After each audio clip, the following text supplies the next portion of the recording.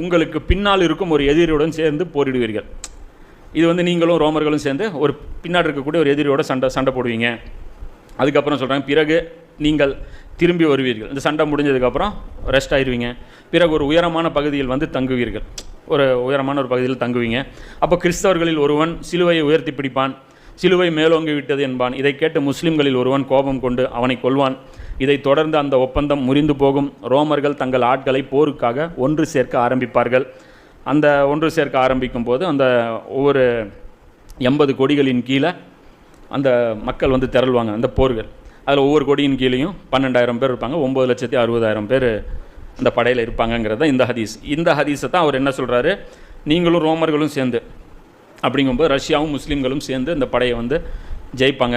இம்ரான் ஹுசைன் இதையும் மெர்ஜ் பண்ணுறாரு, அந்த டாப்பிக்கோட மெர்ஜ் பண்ணிவிட்டு இந்த செகண்ட் பார்ட் வந்து அவர் நிராகரிக்கிறார். அதுக்கப்புறம் இந்த சிலுவை